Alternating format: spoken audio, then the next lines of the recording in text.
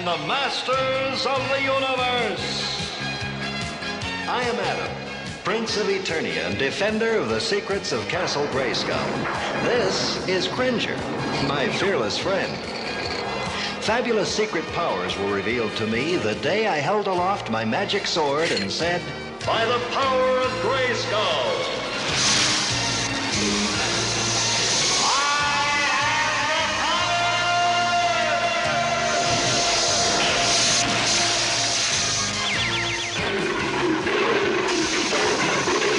Cringer became the mighty Battle Cat, and I became He-Man, the most powerful man in the universe. Only 3 others share this secret.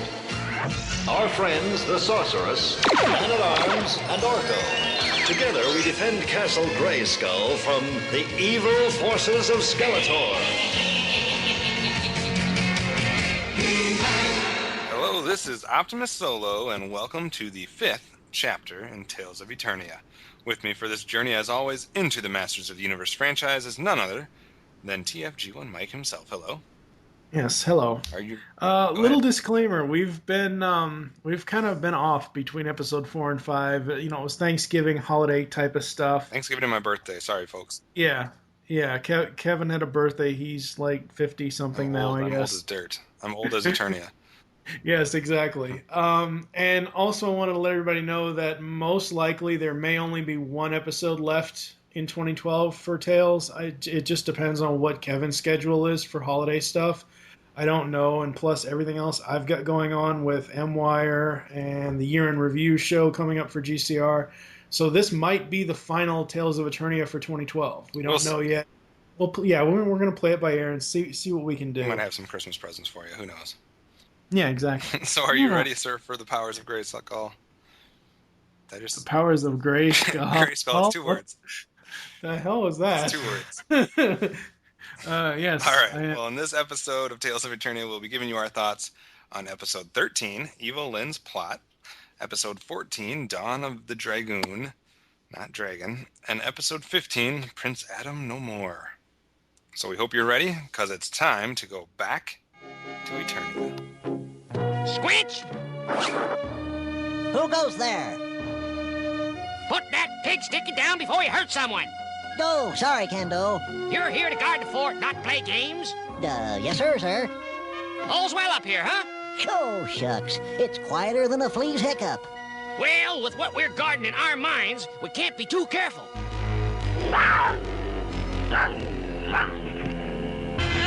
The Widget's Fortress. Once I break in, I'll get what I need to finish He-Man once and for all. Forward, my lackeys, in the name of destruction!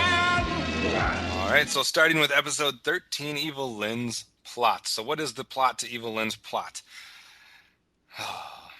I realized that when I copied that into the script, that it's like Evil-Lyn's plot. Anyway. It's a plot synopsis. We got a plot traffic jam here. Wishing to make himself as powerful as He-Man, Skeletor attacks the Widgets in order to gain Korodite, one of the most powerful minerals on Eternia. Failing in his quest, Evil-Lyn hatches a new scheme that will guarantee they will obtain the Korodite and overpower He-Man. The Widget Squinch falls for Evil-Lyn in her disguise and hands her a large piece of Korodite. He-Man and the Widget race to Volcano Cave, the only place that Skeletor would have been able to melt the Korodite and use it. And he is trying to mold the Korodite to become a part of his armor, which will give him incredible strength and allow him to beat He-Man. And He-Man and the Widgets must stop him in doing so. So that is the plot for Evil-Lyn's Plot. The air date for this episode was September 21st, 1983. And the writer was the familiar Paul Dini, who also wrote 2 other episodes we've already talked about, Tila's Quest and Creatures from the Tar Swamp. Mm-hmm. Sir, your thoughts on Evil-Lyn's plot?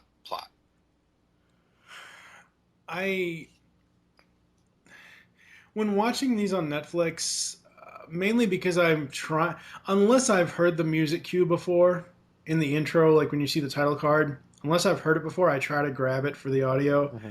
And I try to remember to look and see who the writer is. I didn't on this one, but after realizing that it's Dini, I see where all the humor comes from in this episode. And this would have been your midweek episode. This would have been Wednesday. Yeah. So it's a Hump Day episode. Hump Day episode.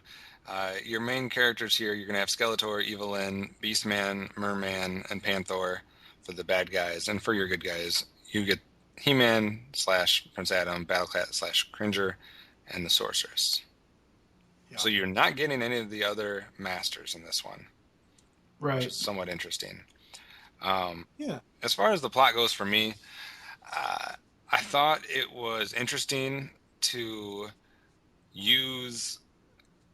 introduce us to a mineral of Eternia. This isn't just like some device of the week. Even though it kind of is, it's not really. It's not just like someone built this gadget for this week, or we found this amulet that has power for this week. The reason it's different is because they're introducing this thing, but then it also has significance because it has a past, and that's what He-Man's harness is made from. Right. So I like that they did that. I like that we see the juxtaposition of Skeletor being just as powerful as He-Man, even if it be ever so slightly, short time period here. But for a while, we get to see Skeletor as powerful, if not more powerful than He-Man, and we get to see how that plays out. So from a plot-wise, I think there's interesting things that they do with this.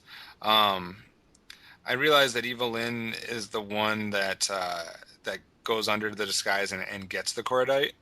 Mm-hmm. I don't necessarily see this as an Evil-Lyn episode, though. You know what I mean? I know Paul. I'm not saying that's anything bad, but Paul Dini was the one that wrote Teela's Quest, right? Which was an episode basically that was all about Teela. Right. So when I saw that this one was written by the same person and that it was entitled Evil-Lyn's Plot, I'm thinking we're going to get a whole lot of Evil-Lyn. And to me, she doesn't do much more than she does in any other episode where she comes under a disguise and uses that to do this or that.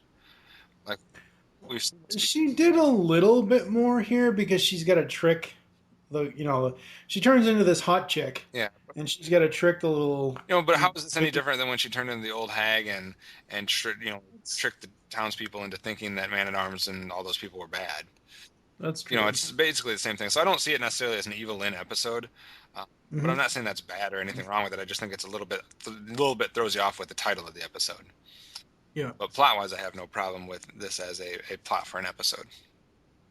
I don't either. I really liked it. I think it was done better here with Skeletor getting a huge amount of power versus that other episode that you didn't like where he grew. Yeah, that was weird. So I thought it was better here. Agreed. And it was interesting to not see the rest of the Masters, to just basically have a He-Man episode. It's He-Man on his own with the widgets, which I guess we didn't really talk about the widgets. This episode and its plot introduces us to a new set of characters, a new set of people that live on Eternia. We've never heard about them before, but apparently widgets are there. It's a weird name. They're kind of like dwarf-like characters. But they were kind of interesting and funny and Ewok-y. They're essentially... Get it? Widget, Ewok-y. Yes, I got it. They're essentially human burbles. You went there. I went with Ewoks. You went with burbles. Thundercats! Oh! Bro. All right, let's get out of where we're at right now because it's like we're in a swamp here. Let's go over to Castle Grayskull. Let's see you pick on someone your own size, Skullface. He-Man!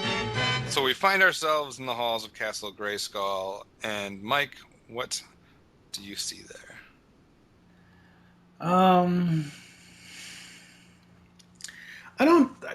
This might be something that you would find in Snake Mountain, but I originally wrote it down as a Castle Grayskull moment. What the hell are they guarding?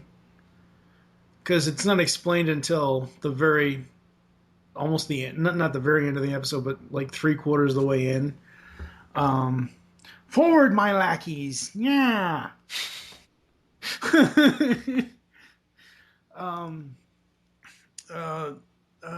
What's his name? Squitch. Squinch. Is Squitch, Squench, Squeech, whatever the hell the little troll's name is.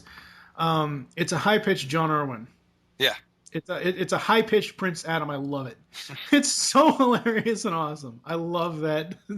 I love that Irwin did that. That's so cool.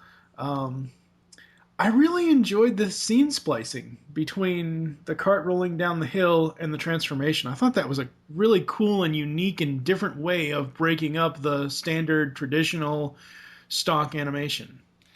Yes. I'm assuming you're going to have a problem with that Slightly. at some point. Okay. Battlecat stepped on Panther's tail. Ow. It was funny seeing the two cats go at it. Yeah, it was. Whoa, Skeletor with the power sword. That's not good. It's cool seeing him with it. It was. And I just wrote down LOL that ending. Squint's lines at the end were very funny. Yeah. He was very funny as he was ripping apart Miss Piggy there. I can't remember what her name was. Laura? Yeah, Laura Lee or Laura Lou. Laura, I think. And she was... It was funny just hearing Squint digging himself deeper. It was a good ending to the episode. I also thought, just overall, I think the plot was good. I like the Cordite. I like that we learn something about He-Man and that he's not just getting his power from the sword. He's not just getting his power from some magic. His harness is part of it. Right. That it's made of cordite, so we have a connection there. It's also a cool way to, like I said, have a gadget or have a gizmo for the week, but also have it connected to the bigger picture. So I thought that was cool. I thought Skeletor was funny at one point. He's frustrated with his idiot lackeys or whatever, and Evil-Lyn is talking to him, and she says, after he, I think, dropped Beastman down I don't know what he did, but Evil-Lyn says something about him overreacting. Yeah. She's like, you overreact. And he goes, how else can I act?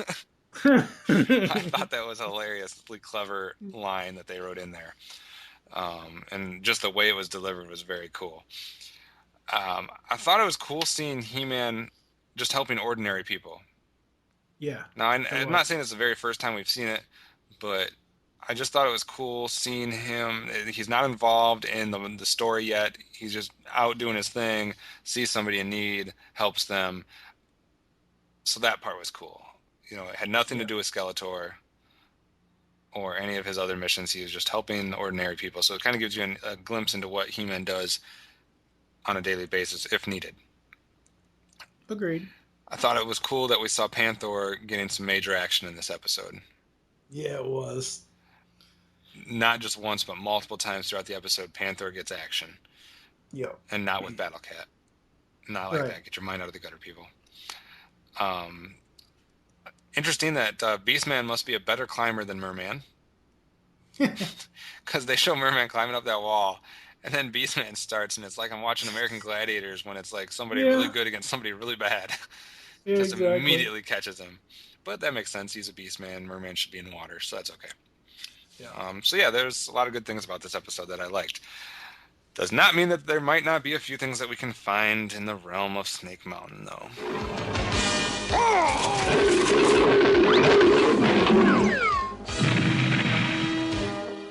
Witless fools, do I have to do everything for you? Since we're walking around in Snake Mountain, I thought I would start with something that you kind of brought up back in Grayskull, and that is the whole splicing of the transformation sequence. Yes. I like the splicing of the transformation sequence. I do not have a problem with that. Uh-huh. The only slight issue I have with that is this dude's cart is running away like 1,000 miles an hour heading towards a cliff.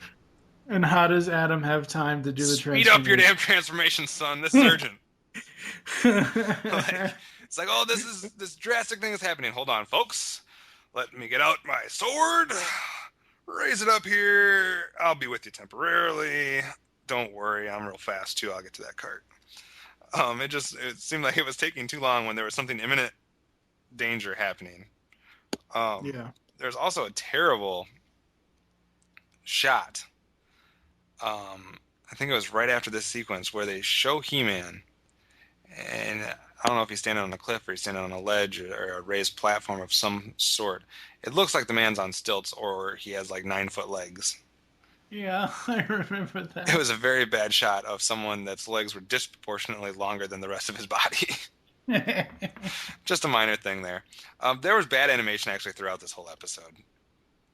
If I had to pinpoint one bad thing about this episode overall, it's the animation. A lot of the time having to do with He-Man. Right. The looks on his face, the drawing of his body, the proportions, the consistency. There's just bad, not necessarily, well, it's a combination of animation and design that's really off in this episode.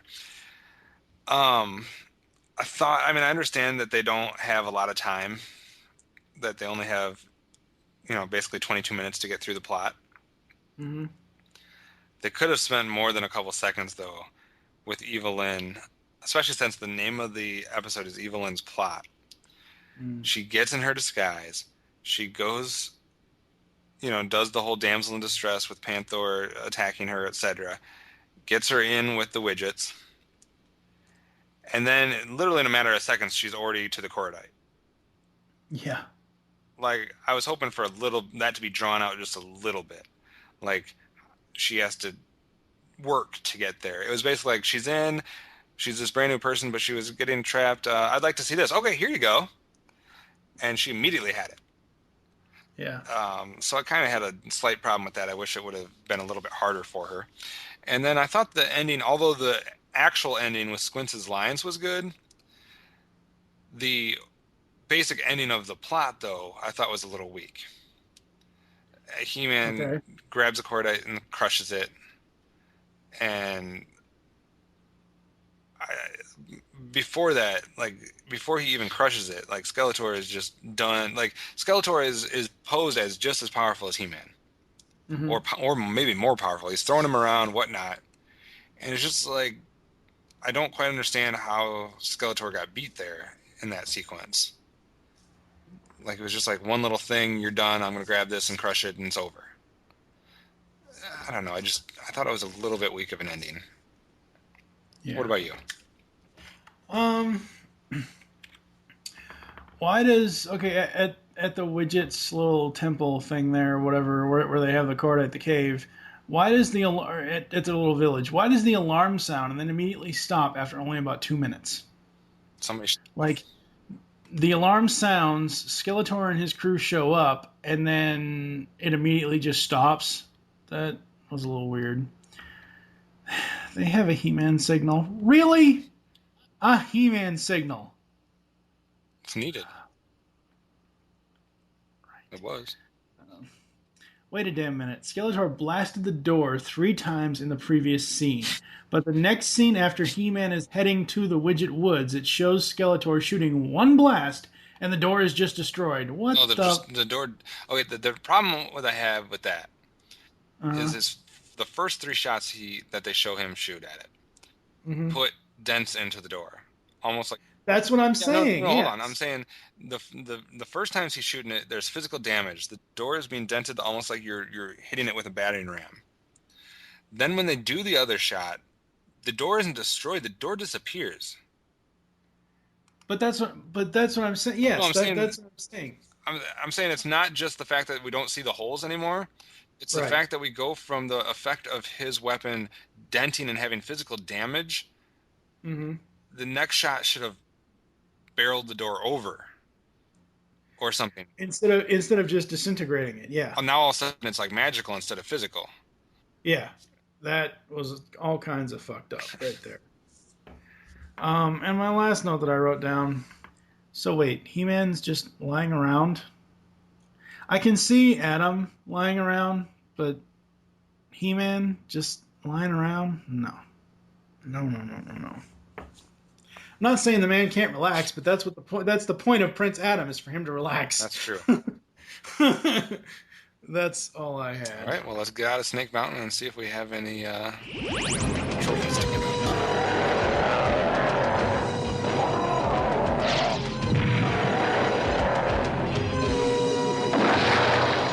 Now I have the power. All right, it's time for trophies, awards, and rankings. Starting with our Power Sword / Havoc staff presentation. Sir Mike, do you have anything to give out for this episode? Once again, gotta give a power sword to Skeletor. Well, because he actually had it. but other than that fact, I do like how temperamental he is throughout this entire episode. How fed up he is with his warriors. That whole scene you brought up earlier. How else am I supposed to act? It's like, you're overreacting. What else am I supposed to do with this bumbling bunch of idiots? Yeah. So yeah, I give a power sword to Skeletor. What about you? Well, I'm going to give one to Skeletor's cat. Panther? Yes, Yeah. Power Sword to Panther for finally being used, and used well. We have not only his initial the havoc kind of he threw on the widgets when they were initially going after him or whatnot, but especially his scene with Evil-Lyn when she's in disguise, his interaction with Battlecat, even though Battlecat steps on his tail. I just thought it was cool to see Panther, to see him as a ferocious beast, a force to be reckoned with, and I haven't seen it yet in this series until this episode, so I had to give a power sword to Panther. As far as episode rating goes, I want to like this episode more. I do like it overall. It's an entertaining episode. I like the Korodite plot line. There's just a couple things as far as the way it ended and the way it was just kind of neatly wrapped up. Mm-hmm.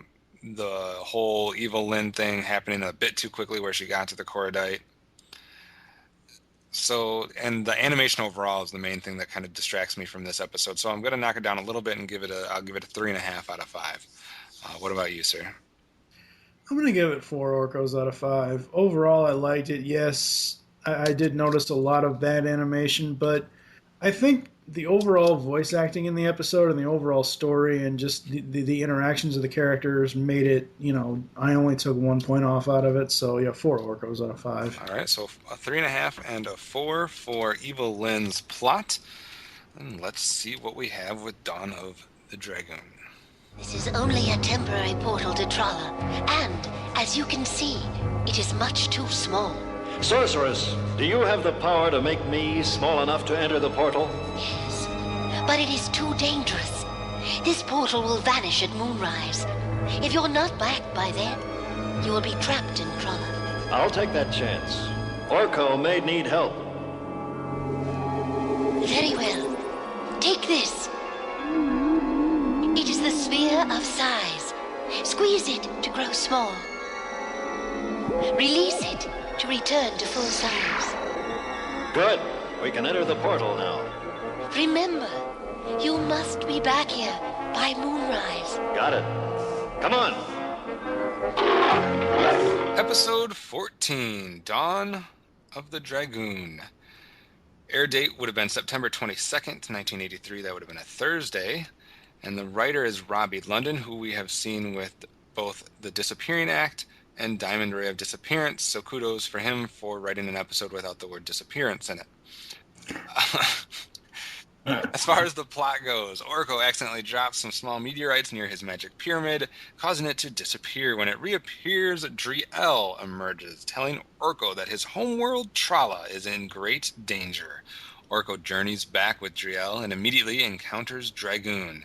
After finding a way to follow Orko, Prince Adam and Cringer realize that they cannot transform into their more powerful forms on Trala.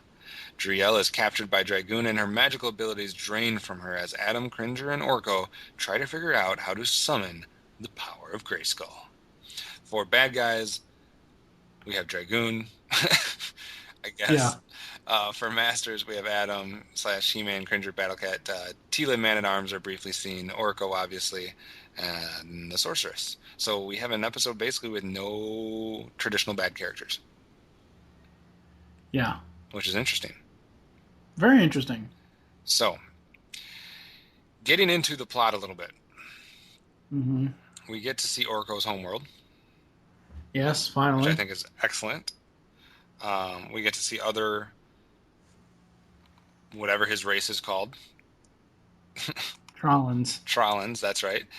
We get to see Driel, we get to see Orko, we get to see their homeland, we get to see how everything's backwards and upside down and switched around, and we get to see a villain in the world in Trala. One of their native villains instead of an Eternian villain. So I thought all that was cool. I thought that was good stuff to explore, and I thought this was a well-done episode. Yeah. I agree. It was very, very well done. I wasn't sure at the very beginning when Orca was, quote unquote, performing his magic. I wasn't sure where it was going to go. I wasn't sure what kind of episode this was going to be at all. I mean, yeah, sure, you get, just by looking at the title, Dawn of Dragoon, et cetera, et cetera, et cetera, but you don't know what that could be, unless you actually read a synopsis somewhere or something like that. But I really liked it. I thought it was a really good, at least for the way that we're watching the episodes here in Tales of Eternia. Mm-hmm. I thought it was a really good introductory episode for Trala. I know that there are other ones that we'll get to. I thought the only thing you have to get by in order to accept this episode is Orko's initial, how it happens initially. Because he flubs it up. Well, that the meteorites drop on this pyramid and that magically we're in... I mean, that's kind of... You have to swallow that. Yeah. And get past that. But if you can put that behind you and not have an issue with the way that they kind of just conveniently made a weird way for him to get to Trala, the rest of the episode is good. Yeah, exactly. So I have no problem with the rest of the plot. It's just that initial, okay, I guess this is what we're using to get here. But otherwise, that was fine. I do want to apologize because we never talked about the PSA in last episode. And I'm realizing that right now. So we'll talk about both PSAs so far in a row here.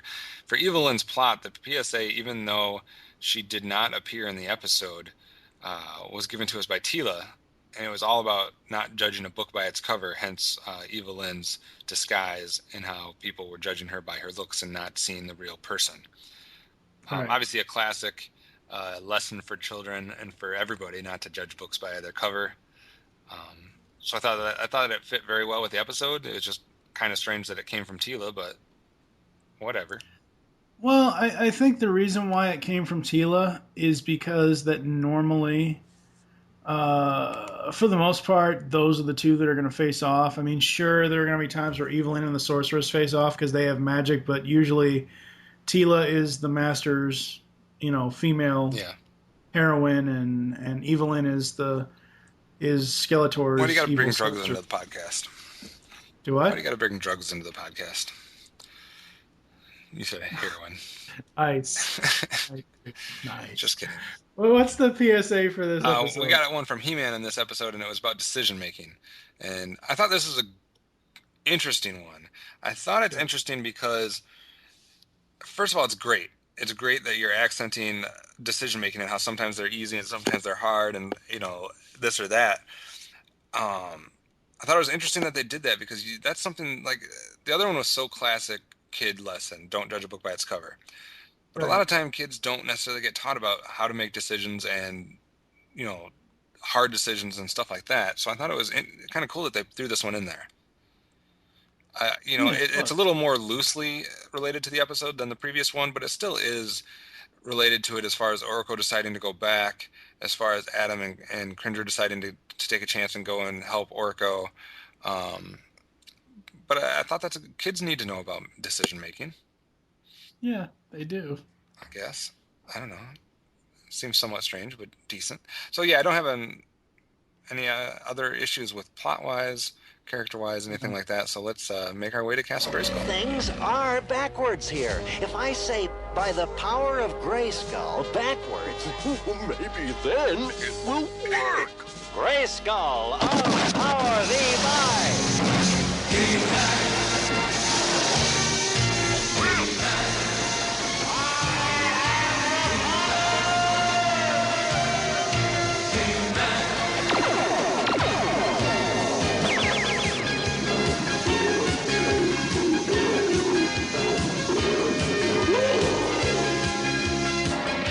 As far as Castle Grayskull goes, some of my more favorable moments from the dawn of the Dragoon. First of all, we just getting to see Trala overall. Yeah. I know that's going to be on both our lists. Yeah. Seeing where Orko came from, seeing a different world than Eternia, with its characteristics. Well, we've seen other worlds But I mean, so far. Yeah. more so with the connection to the character. Right. I thought it was very cool that at first we have no He-Man in Trala. Yeah. And then he can't necessarily figure it out how to become He-Man, so I thought it was cool that we had to deal with Prince Adam for a while. This isn't necessarily good or bad, but He-Man had an interesting watch he was wearing. Because part of the story is that he and Cringer can go through this little portal or whatever, and they have until sundown, basically. And at one point he looks at a wrist that should have a watch on it, I guess. And there was just like weird graphics there telling him how much time he had left. Like, I've never seen He-Man with a watch on before. Yeah, I'll talk about that later. It was just an interesting thing. I'm like, what? He just like randomly looked at his arm and now all of a sudden there's a timekeeper on it. Anyways, I thought, even though I ripped on last episode animation, the animation in this episode was actually rather good, especially the sequence with He-Man pulling the rope. Yeah, it was. That was awesome. For as much stock footage as this series used, that footage was really good. It was very fluid. It was very believable with him pulling that rope. It was, yeah. I thought it was cool that we saw like a tradition of the Trolans as far as the whole show your face thing. Yeah. Because every race it's good to build their different like characteristics, their different traditions or things that they do. And so I thought that was kind of a unique thing and a clever thing for someone to come up with, that we have these characters that wear hoods and masks and whatnot, and, that they show their face to each other as a form of, basically getting engaged, I guess. Right. So I thought that was cool. Along those same lines, this, to me, is the proper way to do a romantic storyline in a boys' action cartoon. Exactly, yeah. So many times people try to throw a romantic storyline or a boyfriend-girlfriend, love interest storyline into a cartoon, and it's so forced and it's so obvious. Mm-hmm. And this one was, we've seen Orko enamored by a bunch of different females. Right. But this one, it's one of his kind. It's not as forced. It just seemed like this was the right way to do it where it didn't bug me. Right, yeah. Now, I'm not 100% sure here, but I have written down, give me a break from Battle Cat. I don't know why I wrote that down. I don't know if he said give me a break. I think there's a... Yeah, no, he did. I'll get to that. And he says, give me a break or something. I thought that was funny. So what do you got in Castle Grace? The give me a break line came after Orko when Driel first gets there, and he's he's trying to be all suave and cool and everything else, and Adam says, "Oh, laying it on thick, huh?" and then that's when Battlecat says, "Give me a break," because of the romantic notions towards Driel. Gotcha. And as you said, ooh, Trala episode, yay! I love Alan Oppenheimer's voice for Dragoon. Yeah. I thought that was a slightly unique and different. It's kind of in the middle. It's in the middle of Man-at-Arms and Skeletor. Well, and up to this point, another reason why I liked it so much is, we're, over a dozen episodes in, not half a dozen, over a dozen episodes in, getting into our 15, 16, 17 area. And up until this point, basically all of the side characters, the guest characters, maybe some that will end up being recurring characters, but any of the non-main characters, right? 80% of them have been done by Lou Scheimer, and the other 20% have been done by John Irwin. Yeah. This is one of the first times where Oppenheimer has done one of the other bit characters, and I thought it was a very welcome sound and a different voice, and I agree with you. I should have wrote that down too. I liked Dragoon's voice. Once we progress through more of the series, Oppenheimer will have more, like, I guess you could say humans. He will have like more human, more villager, more common people voices. It'll either be a take off the Man-at-Arms voice or something like that. Right. But I thought this was a good one. I love when Cringer gets scared, how he rolls around. I thought that was hilarious. I believe I put it at the beginning of the Castle Grayskull moments here. I love the backwards speak. I'm not going to say it because you would have already heard it, but I like that they finally figured out, because part of my plot note was, something I didn't mention the plot was, so the sword doesn't work, yet Orko's magic does. Everything is backwards in Trala. Mm-hmm. And I like that. I think it makes it interesting. It makes it to where, as you said earlier in the plot, where this is majority of this is a Prince Adam episode, because he can't change. He doesn't know how to. But it also gives us a whole other side of Orko, which kind of defines his character a little bit more too. Exactly. With him being, someone who is very revered and respected in Trala. Right. And it's just the fact that everything's backwards there. Yeah. My final note was, I'm really loving the story overall in this episode, although I wanted to see their faces. I know it's a super secret, intimate moment type of thing, but everybody that sees that is hoping that they're going to see the faces. Yeah. Even as a kid, I remember wanting to see their faces. I actually remember that from my childhood, that I remember as soon as I saw this scene, I'm like, I remember this, and I remember wanting to see their faces. And then they did it to me again where we didn't get to see them. That's all I had. All right, time to venture to the depths of Snake Mountain, even though we saw nobody from Snake Mountain in this episode. Dragoon's fortress. Let's find a way inside. What's wrong with them? What have you done? I'm draining their energy from them. I'm so tired. Sleep, Trala, sleep. The energy is stored there, in the Megacore. When I have collected the energy of all your people, my mission will be complete. The energy will be transferred to my master, Skeletor. All right, Mike, what do you find in Snake Mountain besides a whole bunch of minions that are just sitting around doing nothing this episode? The sorceress. Oh, God. Her voice seems off when He-Man goes to Grayskull. She sounds more like Evil-Lyn to me. It was like, Linda Gary, may she rest in peace, but it was like she was having a rough day that day and not remembering which voice she's supposed to do. Could be. The other one I had was, you kind of brought it up early, how does Adam have all of a sudden a fire/water blaster and a watch? That has never been a part of his design before this. Yeah. That was annoying. And it wasn't even a real watch. It was a weird set of symbols. It would make sense. It makes sense to me now, looking back on it, that Adam would have to have something like.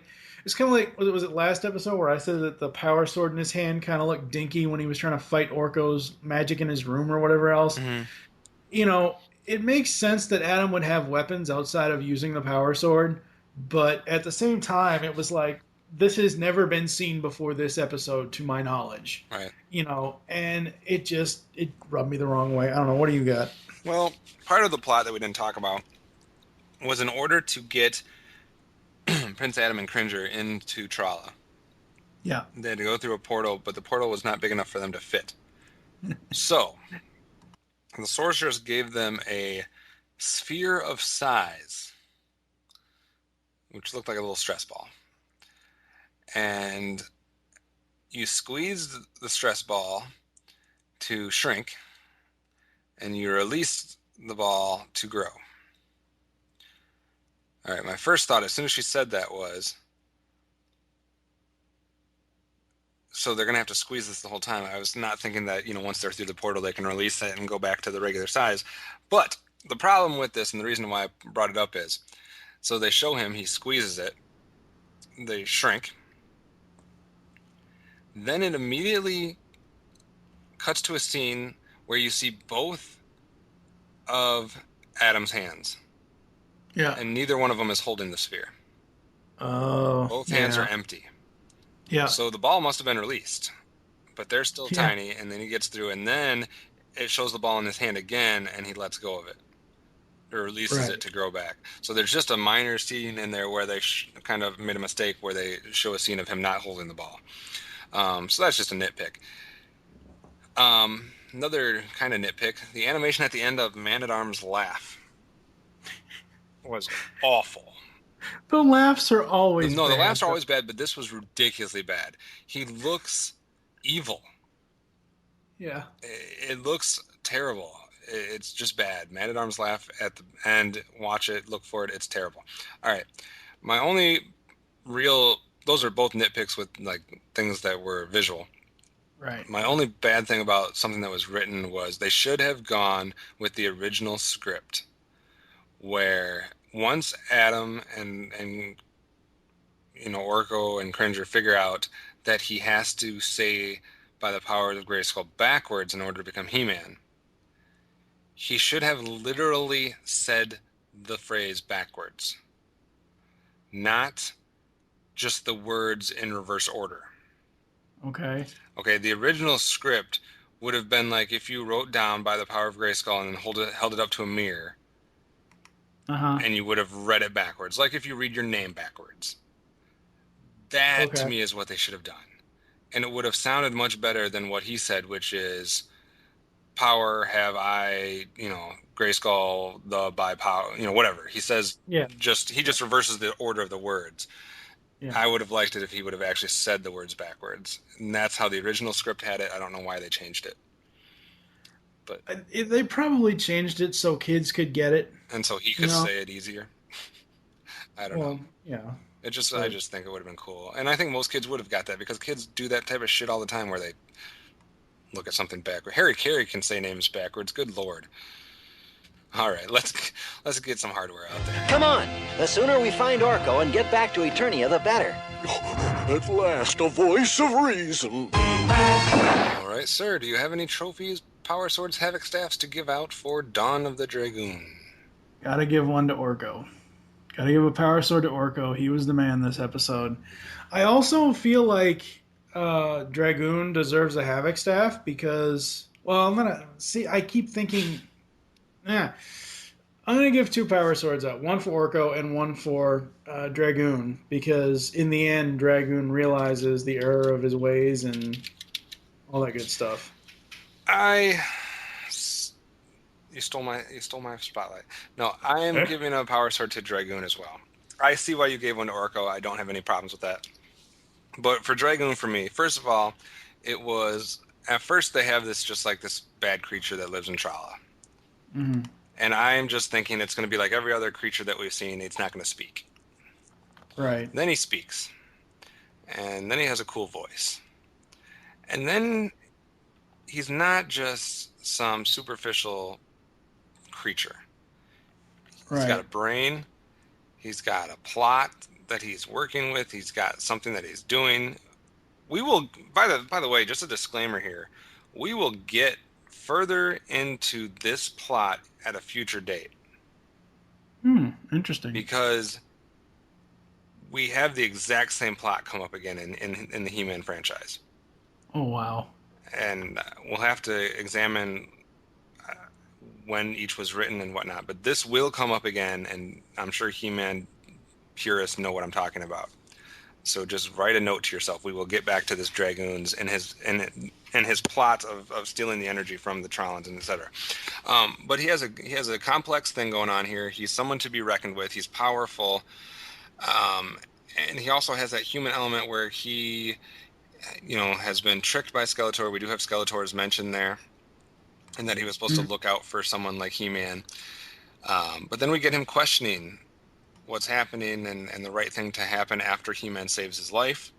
So he's somewhat of a complex evil creature.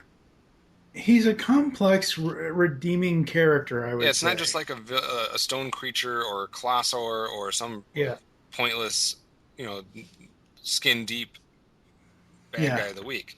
So I thought it was really cool to see a character with some depth here that wasn't one of your normal characters. So that's why I'm giving him a power sword, and obviously you agreed since you gave him one as well. Yeah, and I think it also goes back to Robbie London's writing. Yeah. And how he wrote the character, so... Yeah, it was very cool.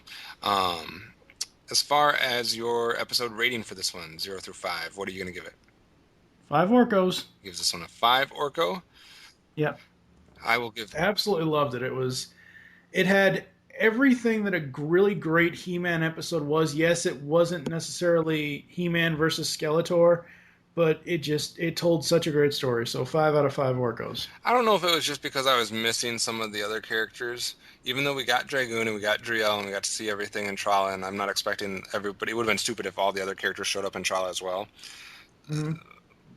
I was just missing something and I couldn't put my finger on it. So I'm going to give this one a 4. There was nothing really wrong with this episode. I liked it. I enjoyed it. We got to see some more character development of Orko, etc., etc. Prince Adam even a little bit. But I just can't rate it at the top score, so I'm going to give it a 4. I know that's not good reasoning, but it's a 4. So you can give it a 5, I'll give it a 4, and we will move on to Prince Adam no more. Right this way, Your Majesty. You furry devil, you'll never get away with this. Who's going to stop me? That weakling son of yours? When he shows up tonight, I'll get him and all your gold, too. Monster, if you touch one hair on that boy's head. Yeah, come on. You've got a date with Skeletor. So it's September 23rd, 1983, which means this is our Friday episode. This is how we end the week as children, with Prince Adam No More, written by Paul Dini. So we went from Paul Dini to Robbie London back to Paul Dini. So this will be his 4th episode that he's written that we are talking about. And Prince Adam No More goes something like this. Skeletor banishes Beastman from Snake Mountain for his constant failures, harkening back to his displeasure with his minions from earlier. At the Royal Palace, He-Man prevents the attack track from causing insurmountable damage, earning praise from King Randor. Prince Adam's hopes of being his father's guard on his royal tour are crushed when King Randor names He-Man as the guard. Prince Adam journeys to Castle Grayskull, intent on giving up his powers. Both the Sorceress and Man-at-Arms give Adam guidance that will shape his future as He-Man, especially when he must save his father from Beastman. So we have Skeletor, Evil-Lyn, Beastman, Trapjaw, Triclops, Merman, the entire group of evil warriors, basically, up to this point. Right. And then we have Orko, He-Man / Adam, Man-at-Arms, King Randor, Sorceress, still no Teela. Is this all 3 episodes without Teela? I think so, basically.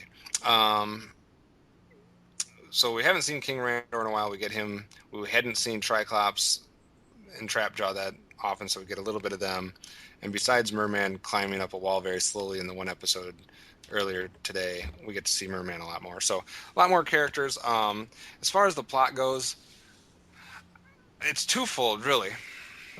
Mm-hmm. And what I mean by that is we have almost at the same time 2 different stories of finding one's own self-value and almost redemption here, because we have Beastman on one hand getting booted from Snake Mountain, right, and him trying to earn his way back or to prove himself to Skeletor. And then on the other side we have Prince Adam trying to earn his father's respect and earn his love back. So both of them going on at the same time, kind of an inner struggle for both of them, as well as, the inner struggle for Randor as far as dealing with his son. So a lot of stuff going on in this episode. What did you think about the plot? The plot overall, I liked it.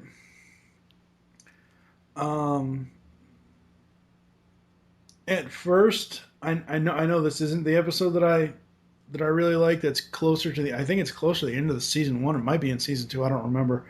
The one where he goes back to Grayskull and throws the. I thought at first when I saw the episode, I was like, ooh, but then wait a second, why would it say Prince Adam no more, et cetera, et cetera. But no, I like the overall plot. I have huge issues with Randor and his attitude and all that stuff. But overall, I really liked it. I thought it was a very well-told story. I like the twist at the end that Adam gives to Randor. I thought that was really interesting. It would have even been better if something would have happened that I'll talk about in a bit. Right. What I loved about this episode is finally, finally, after what episode is this? It was 18, 19 episode. What the hell number is this? I don't know. It is episode 15. 17? 15. Yeah, okay, episode 50. Finally, after 14 episodes, we actually see Randor fight. That's true. Finally. I love that. I love that bit. You know, I just found, like, I have barely any notes for either Grayskull or Snake Mountain because I just found myself really enjoying this episode. And the notes that I do have are just mainly the major nitpicks I have with the episode. Okay. But it was so well done. Yeah, I don't want to talk a lot about the plot here because I'm going to talk about it a lot in another section, so I'm not going to repeat myself. Right. But there will be more to come for me for that, so I don't want to make it seem like we're cutting that short. The PSA for this one, I won't forget, came from Orko, and I thought this was another kind of ingenious / clever one to throw in there. It's almost like the decision-making one for me, one that you don't see very often, but it was basically talking about both kids and parents being able to say "I love you" to each other. Right. And that just because it's not said doesn't mean it's not true, and that it takes both people to say it. And I just thought it was a very clever one to throw in there. And I don't remember that as a kid or whatever seeing this, but a very valuable lesson. Yeah, no, I agree. And the other thing about this is that I remember there were certain times. I think I told this story in one of these episodes we've done so far on this show, where I'm from divorced parents. My parents divorced when I was 2, and I had seen my dad for about once a week up till the time he actually moved here to Kentucky from Massachusetts when he got married or when he got remarried. Mm-hmm. And I never really had once he remarried to my then stepmother, which they're now divorced, I believe. I never really could tell him. I never really could say it to him as a kid. I just, sure, on the phone I could, but in person I could never tell my dad that I loved him. It wasn't that I didn't love him, but it was the fact that it felt too awkward just with the situation that it was and everything else. It was one of those moments. So yeah, I really appreciate this PSA. Yeah, I thought it was definitely a good one, and one that it was not your classic one that you see in all the other cartoons. So I thought it was very kind of cool that they had to do that in there. Yeah. All right, well, let's go to Castle Grayskull and see what we liked about this episode. So you still think you'll be the king's escort, eh? Sure, why not? Well, sometimes he hasn't been too pleased with you. As Adam, I may act like a goof now and then, but, well, that's only to keep my secret. Besides, I'd never really do anything to make my father ashamed of me. All right, sir, I will let you begin. What are some of the things you liked about this Prince Adam No More episode? I love how Beastman backtalks and insults Skeletor when he isn't even there. He's just like that disgruntled employee. Yeah. This actually, I wrote this down after I wrote down my Snake Mountain moments because obviously it's just how I wrote it down because of I write my notes down as the episode goes along. Well, at least Randor made up for being mean to Adam. And then a good left hook, I wonder. I thought that was really cool and interesting, but that's pretty much all I got for this one. Well, the things I liked with this episode started right from the beginning. Mm-hmm. Right away, we see the council table at Snake Mountain full of evil warriors. Right. And immediately I'm like, finally we get to see them all together again. Because it seems like it's been a while since we've seen all of them. Right, yeah. So I was like, that's good. That's going to be good for this episode. I'm like, I don't know how much they're going to talk to any of them. I don't know how much any of them are going to be involved, but I just like the fact that we just at least get a shot of them all sitting around the table, each having their own spot at the table, as part of the Council of Evil or whatever you want to call it. Right. So I thought that was a cool scene. I also thought it was cool then to see Skeletor actually banish an evil warrior. Yeah. We've never seen that here. Yeah. So I think that's an interesting side of Skeletor being like, and it was funny because some of the other evil warriors are talking and they're like, oh, what did he do? And they're like, we don't know. He's just taking out his anger on him. It's not even his fault. He's just the one that's sitting at the wrong spot. Yeah. And then there was the cool trapdoor moment, almost like from Jabba the Hutt there. Yeah. Where Beastman go down a hole. Beastman go down the hole. And so that was cool. The main thing I like about this entire episode, though, Mm-hmm. character development, character development, character development. Oh, exactly. Yeah. There's so much character development here. This is, I don't care what, anybody that claims all the bad stuff about this series or about other 80s action series, or people that just are like, oh, it's just a toy commercial, or it's just, plot of the week, one-off episodes, blah, blah, blah. There's nothing to it. And watch this episode. Because there's a lot to it. There's internal issues and struggles going on with at least 3 characters. Yeah. There is internal battles and struggles going on as far as figuring themselves out, about earning respect and love for, each other, themselves. There's all kinds of stuff going on in this one. So, there are a few of those people out there that hate this series need to watch this episode and stop just going off of baseless accusations here. Starting with Prince Adam. Okay. Prince Adam is going through a thing where he wants to get rid of his power, or not get rid of his power, get rid of the facade and just be He-Man. Yeah. And tell the whole world, look, enough of this, which is something we should get, because this is something that should be happening within him. Yeah. He always has to play the dumb guy.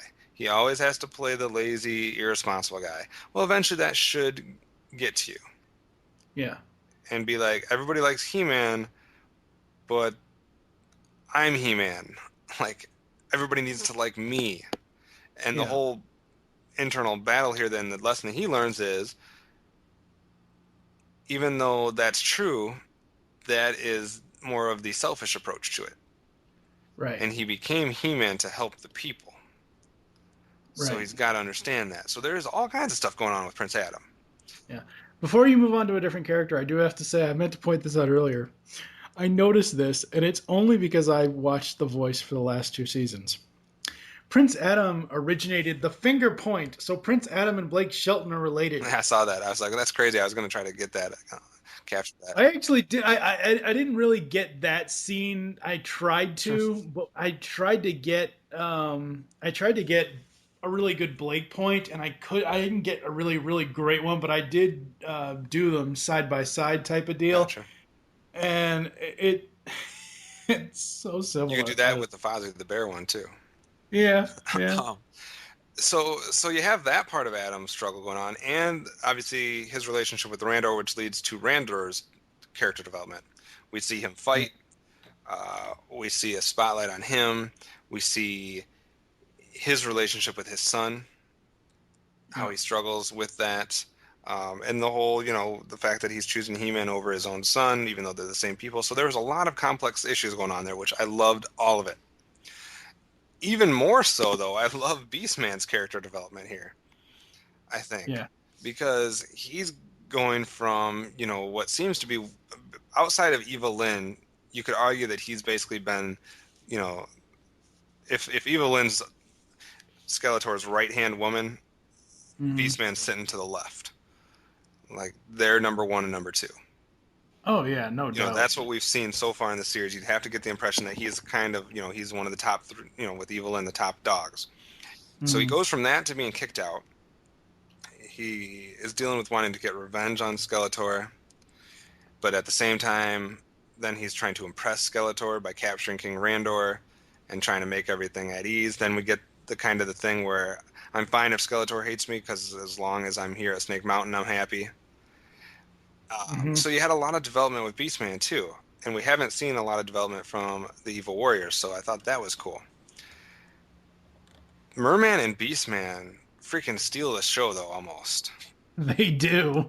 They're together, they're hilarious. Not only the dialogue that goes on between them, but the action that goes on between them and what they're doing. Because basically how it sets up is Skeletor and the rest of the Evil Warriors are off in space, is how they say it.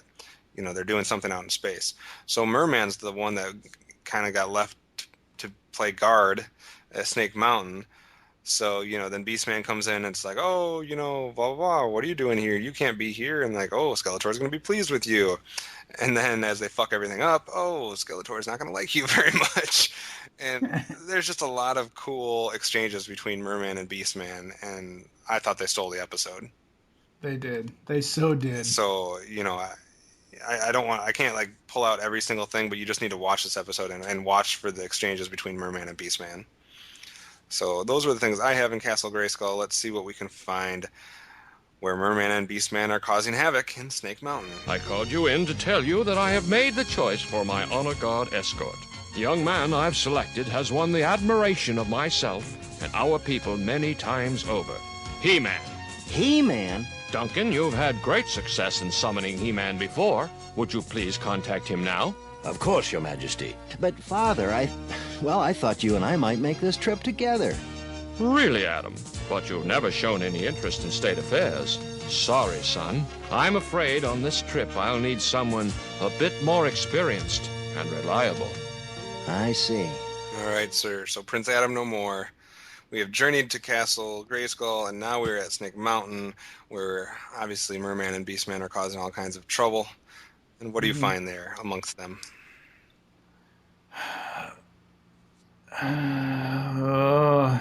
Seriously, Adam and Man-at-Arms can't stop Attack Track. They have to get He-Man. Really? Come on. Seriously? We did get to hear Attack Track talk again. No, yeah, I know that, but my point here is that Man-at-Arms, Tila, the guards, are all capable. Apparently not. And just immediately we get a transformation to turn. That just pissed me off, because that's like getting, calling He-Man in to bake you a fucking cake. Or to do your fucking laundry. I mean, come on. Oh, how do you really God. Which leads Randor talking to He-Man, not Adam. So I get that was set up because of what happens with the... really, Randor? You're going to put your son down like that? And again, that's where my source... Where my Castle Grayskull moment came from, where I'm glad at the end he finally, saw... Yeah, I was ready to, throw Randor into the fire until... It was more like the whole struggle about, I really love you, I just have trouble saying it type thing. Yeah. Again, Sorceress. Who the fuck are He-Man's other enemies? We have only seen Skeletor and his evil warriors. She says, that whole scene where she's trying to explain to Adam why the persona of Adam is needed, etc., etc., etc., and why he can't just be He-Man all the time. She says all of He-Man's enemies. We've only seen Skeletor and his evil warriors, or agents of Skeletor in Dragoon, because Dragoon said he was working for Skeletor. You know what I mean? Yeah, it's like basically just Skeletor. Just say it how it is. We need you here for Skeletor. Yeah. What didn't you like about this one? There's just a nitpick, a visual thing, and I should have captured it. The picture of King Randor when he's holding the map in I think the attack. Yes. Yeah. He's got some old hands. Yes, he does. His hands have not aged well. No. He looks like Skeletor's hands there. No, that was awful. His hands looked bad. I thought the ending was a teensy tiny bit awkward, but it was also cool. The episode would have been... The episode was great. All right, the episode is awesome. The episode would have been even better if they would have left in one scene that they cut. Mm-hmm. And that is when King Randor originally gets kidnapped or taken by Beastman. Prince Adam's there. Okay. There was supposed to be a scene that basically he's seeing his father kidnapped. He knows he needs He-Man, and he reaches for his sword to do the transformation right there in front of everybody. Yeah. But Beastman freezes him and Man-at-Arms before he can do it. Oh, wow. To me, that would have been the icing on the cake for this episode. Yeah. Because it would really show the struggle that Prince Adam's been having the whole time of wanting... First of all, he's wanted to show who he's everybody. Been. He's held it back, but now his father's in danger. He's going to say, this is too important, I can't risk it. Goes to reach for it. It would have been a cliffhanger because we would have all been like, oh my God, he's showing everybody that he's He-Man. Then boom, he's frozen. And then some of the other stuff that happens in the episode makes more sense with that scene in there. Right, yeah. The whole ending makes more sense. because there would have been all these little tiny bits and pieces where King Randor maybe could be starting to put it together, maybe not. I just think with that scene in there, it would have been even better. I don't know who decided to cut that scene, but I think that should have been left in. So that's kind of It might have just been cut for time. Yeah, but I think that would have put tied up everything with a bow. That would have made everything more connected and made more sense. Yeah. And I think it would have been an epic scene too, where we see Adam almost revealing himself. Right. Yeah. So that would have been cool. It's not something bad about the episode. It just would have been that much cooler. Right. All right, let's see what we're going to do for awards and rankings for Prince Adam No More. Last stop, everybody out.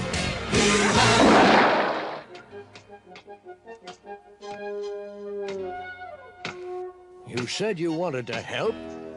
All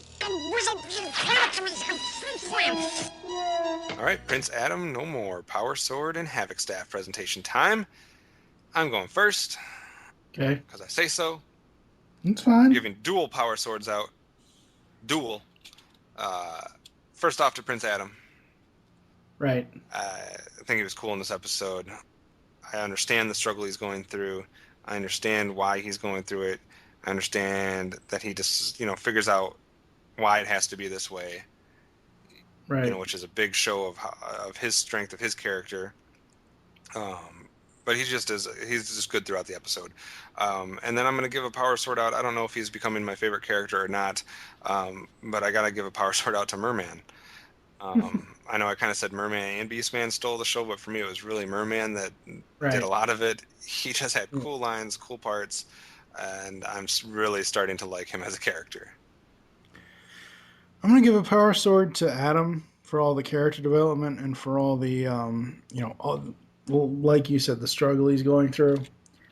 But at the same time, why I gotta brain you two? I'm going to take the Sorceress and Randor and beat them up Three Stooges style with a Havoc Staff, the two of them. I was very close to giving Randor a Havoc Staff. Okay, yes, King Randor does redeem himself at the end. But again, you don't know what, unless you're going to fast forward or unless you watch this episode a million times and you don't know it from front to this is the first time I've seen this episode in over 20 years. So I didn't know what the hell was going to happen. When it got to the point of Randor constantly putting Adam down and constantly not choosing Adam and constantly being a dick, I was like, fuck it. He's getting a Havoc Staff upside the head. Same thing with Sorceress. Her and her constant, saying all of, I know it's a nitpick, all of, He-Man's enemy line, but still, it's like, seriously, you need to rephrase that. You need to say something else. Don't just say all of He-Man's enemies, because the only ones we know of are Skeletor and his evil warriors. Strikes a chord with you, I see. Yeah. All right. Episode rating, sir? I'm going to give it a 5. Even though I have huge issues with certain lines and little nitpicks, overall, the character development wins it for me. The overall story, the fact that we finally get to see Randor fight, the fact that Adam essentially does tell Randor. Mm-hmm. I mean, he does in his own way. I thought that was great. So yeah, it gets 5 out of 5 Orcos for me. I don't know. I'm gonna have to review some of the other episodes I've rated to see exactly where this one falls amongst all of them. But my initial feeling is that this may be one of the best episodes we've seen of the entire series. Oh, I so agree. The character development is everywhere. There's complex dual storylines going on that almost parallel each other in both the good and the bad side of Eternia. With Beastman and Prince Adam. I like how it's done. I like the dialogue. I like the interaction. Like I said, Merman and Beastman have some hilarious stuff going on. It's just a solid episode from beginning to end. There's nothing plot-wise that just is like a dramatic thing that you have to get past or this cheesy way. There was no, we're going to easily wrap this up with a bow type thing and finish the episode. Right. It was just flawlessly done. It flowed well. Everything about this episode was good. So it's 5 out of 5 easy for me. And it might, like I said, it maybe end up being one of the best episodes of the entire series. I'll have to carefully look at everything I give a 5 to, and maybe some of the 4.5s. But this is right up there at the top right now.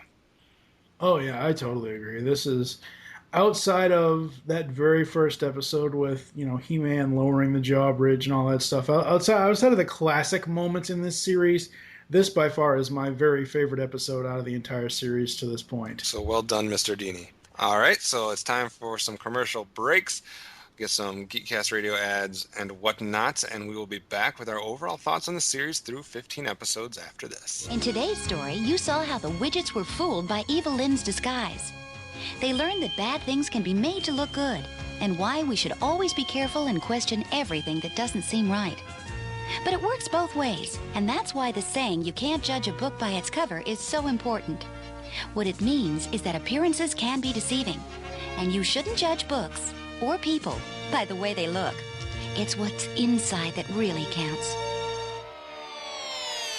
Like animation? Come listen to Animation Aficionados. And if you disagree with us, you could be a guest on a future show. Available on iTunes, the Zune Market, and animationaficionados.com.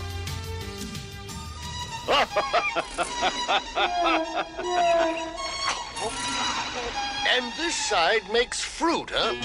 Oh, no. You open it. I thought you said it was broken. Well, that's the side that still works. Well, at least some of your tricks work. Well, back in the land of Trolla, all my tricks worked. You hardly ever talk about Trolla. Where is it? In a different astral zone from here. It's a beautiful land. I'll bet you get homesick. Yeah, back home, I was a powerful sorcerer. I had respect. You, a powerful sorcerer? That's a good one. It's true.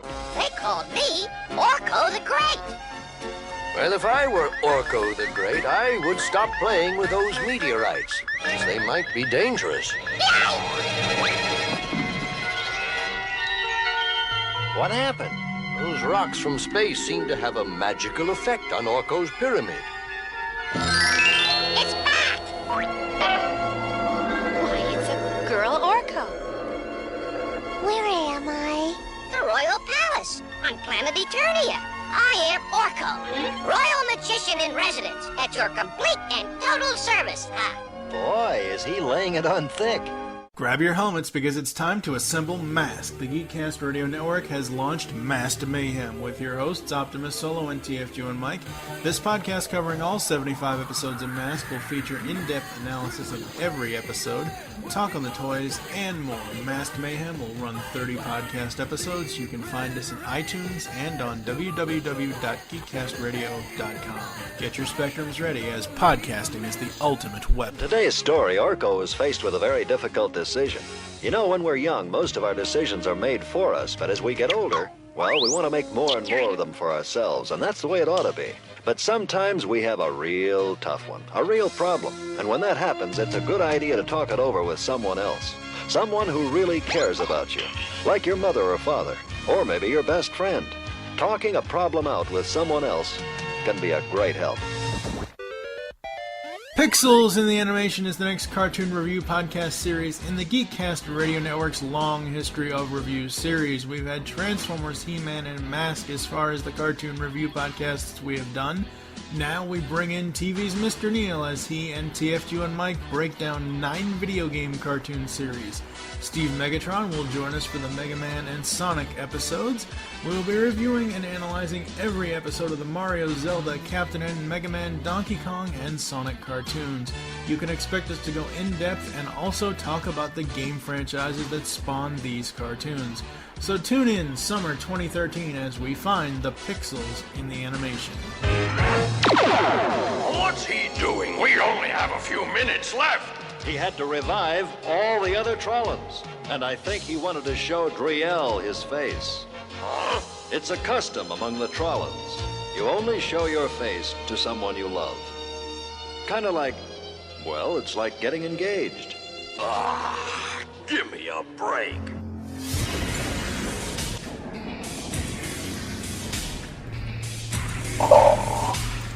Welcome to my throne room, Future Tales. The Beast Unleashed podcast is over, not gone. You can hear more of this great podcast, discussing all the episodes of Beast Wars and Beast Machines on GeekCastRadio.com. We include voice actor and writer interviews with stellar hosting by Steve, Mike, and Michael. Head on over to iTunes or the net, or else I will send you my vehicles to extract your spark and destroy you. Yes.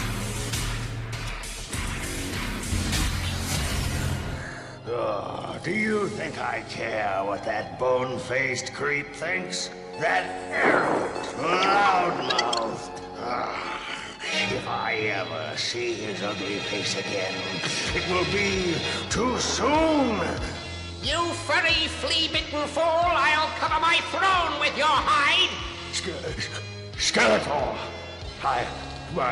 I can explain everything. And so you will, once you clean up this mess. You too, Merman. Get busy. Well, I hope you're happy, fool. Now we're both in trouble. Oh, I don't know. It's kind of nice to be home. Is this thing on? Oh, goody. Why, hello there. It's your dear old Uncle Joker here. I bet you're asking yourself, what could I be possibly doing here of all places?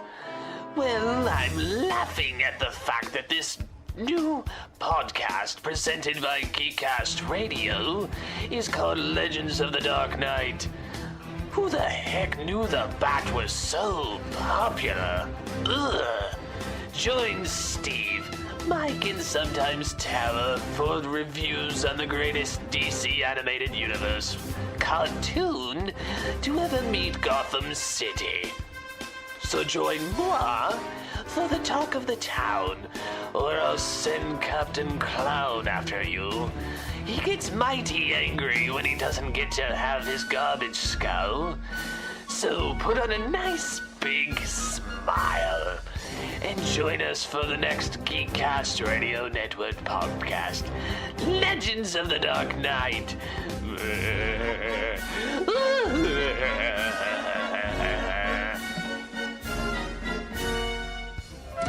Today's story was about love, but a very special kind. It was about the love a parent has for a child, and I bet that's the strongest kind of love there is, cause for one thing, there's just about nothing that can change it, no matter what. Maybe like Adam's father, your parents find it a little difficult to say, I love you. Even so, you can be sure they do. Besides, let me ask you something. When was the last time you said, I love you, to them? Bye! All right, sir, we are at the 15 episode mark, which means as a child, we would have seen our first 3 weeks of He-Man. 3 full school weeks of He-Man, and it is time to give our thoughts on where the series is at this point. First of all, I like where the series is at. I'm not tired of the series. I'm not bored with the series. I'm still looking forward to watching every new episode. And that's as an adult speaking. Yeah. So for everybody, again, that thinks this series is crap, this is no Mask. This is not one of your 80s cartoons where you watch one episode and that is all you ever need to watch. This is no Battletoads. I'm literally looking forward to every episode as an adult. So I can only imagine how much I was looking forward to it as a kid. You know, I like what they've done so far. I'm still, you know, always needy. I'm always needing certain things to happen. And I'm still looking forward to more. Now, we did just get a lot of character development in that last episode, and we did in this series of 3 episodes get to see some background on Orko. Right. His homeworld, his character development as far as what he was back in his homeworld, et cetera, et cetera. So we have gotten to see a little of that. I still especially would like to see background on the Evil Warriors, though. I know I've said that again. I'm sounding like a broken record. But it seems like although we get character development of some of the Evil Warriors, we don't get background on them. We have gotten background on quite a few of the good characters. so far. Orko and the Queen Tila. and Tila Yeah. and a little bit of Man-at-Arms and the Sorceress, etc. We've gotten a little bit of background on them. We really haven't got too much background on any of the evil characters, and I'm really looking forward to that if it ever happens. The other thing that I was going to say is if we're not going to get more in-depth look at, like let's say a Trapjaw or a Triclops, Right. or some of them, if we're not going to get more in-depth at some of them, then it's time to introduce new ones. Mm-hmm. Because I can't just keep dealing with the same bad guys if we're not going to get any depth to them. Right. Now, that is notwithstanding Beastman and Merman, of course, and Evil-Lyn, because Right. those are the standard ones. I expect them to be there. They're the main ones. But like, I either need to see more from Trapjaw and Triclops, or I need to see new minions. It's been a while since we've seen Triclops. I mean, he was in the beginning of this episode just briefly, and then he's out in space. But I mean, he was around the council table, but we didn't even get to hear him hardly talk. Right, that's what I'm saying. Yeah. I mean, it's like, there's not, to this point, there's maybe been one or two episodes where he's there, but he's not really there. So I'm not upset with the series. I'm just saying if I was the one in charge at this point, or if I was the one getting to make a wish list, that's what I would like to see. A little more of that. And like always, we did get to see a little bit about Korodite and being part of He-Man's power, but I would still like to see some history of the sword and how He-Man originally gets the power, etc., besides our opening montage, introduction, graphics. So that's kind of where I'm at with the series. Nothing bad. I'm not mad or upset or anything. And like I said, I'm not just saying this because we're doing a podcast about it, because we're very honest when we do Mask about how bad it is. I literally look forward to watching this, and that's why we're getting more consistent episodes out of here, too. Yeah. I mean, yeah, it's like, over on Mass Mayhem, not only because of scheduling, but honestly, after watching 30-some episodes of Season 1, or however many episodes we've got up to episode 14, I don't even know, I'm not even going to look at it, but episode 14 of that podcast, I was just burnt out watching that series because it's the same thing every episode. It's a different packaging. Here, each episode is something new, something different, amazing writing. I mean, yeah, sure, there are some episodes that the writing isn't that great, but you look at people like Robbie London, like Paul Dini. Mm-hmm. Paul Dini is one of the best animation writers in history. Yeah. He just is.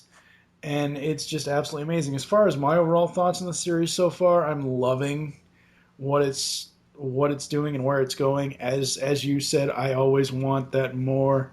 The problem I have with the opening title sequence and the fact that Adam says, I held my magic sword aloft and uttered all this.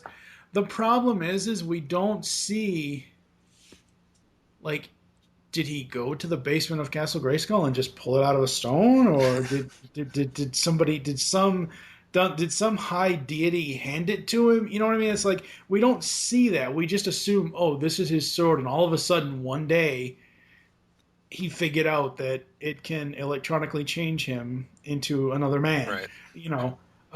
But the storytelling, for the most part, over the last 15 episodes has been solid. Yes, I agree with you. I do want to see more with the Evil Warriors and more information on them. But overall, it's so enjoyable sitting down to watch and grab the audio clips and everything else. It's so enjoyable for me to be working on this series for a podcast. Yeah, and the other thing that's going to be fun is seeing the development of these characters, if we get some, and how much there is, or this or that, or what background we do get to see on each of the individual characters during this series, and then having a whole new knowledge of the original characters going into the 2000 series, the Mike Young production, because I remember watching that and getting introduced to all the characters and having vague memories of them. But now we're going to go through and learn every nuance of those characters first, and then go back and watch them in the Mike Young production and being able to see if we have different opinions on certain characters after the fact. When we watch it first, it's kind of like watching it with a new knowledge next time. Exactly. So I'll be looking forward to that. All right. Any other thoughts, sir? No, that's pretty much it for this episode. All right. Well, then thank you guys for listening to Tales of Eternia. And And if you'd like to get in contact with us or leave feedback for the show, there are several ways to do so. Visit the website, www.geekcastradio.com, where you can comment on all of our posts. Usually there's at least a couple posts per episode, and you can join in on that discussion. So please go to www.geekcastradio.com and join us and debate things with us and get responses, because we always reply to everybody that comments there. Send email to feedback@geekcastradio.com. Leave the show feedback in iTunes. Please do that. And give us 5-star reviews if you are so inclined to do. You can follow us on Twitter. Your Twitter is TFG1Mike. And mine is OptimusSolo. You can also become a fan on Facebook, facebook.com/GeekCastRadio Network. And Mike will keep you updated on everything that's happening, not just in the Powers of Grayskull series, but in all things Geekcast Radio related, especially with holidays coming up, some wrap-up shows, and all kinds of fun stuff. So become a fan of us on Facebook, please. Call the voicemail line, tell us the show you're leaving the message for, and give us a name to call you. The number there is 502-526-5821. We hope you enjoyed the tales today, and don't forget to join us on our next adventure when we will be discussing episodes 16, 17, and 18, which are A Friend in Need, Daimar the Demon, and The Dragon's Gift. For now, I'm OptimusSolo with TFG1Mike. And remember always, by the power of Grayskull, you all have the power. I want to thank you again for all your help. Well, if it hadn't been for me, you wouldn't have gotten into trouble to begin with. Well, don't worry, Squinch. You're not the first to fall for the charms of a pretty face. Well, I'll tell you, He-Man. Oh, I'm through with women for good. Oh, you are, huh? No, I didn't mean you, Laura. I mean pretty women. What? No, you're pretty, but for one of the guys. Oh, for one of the guys, huh?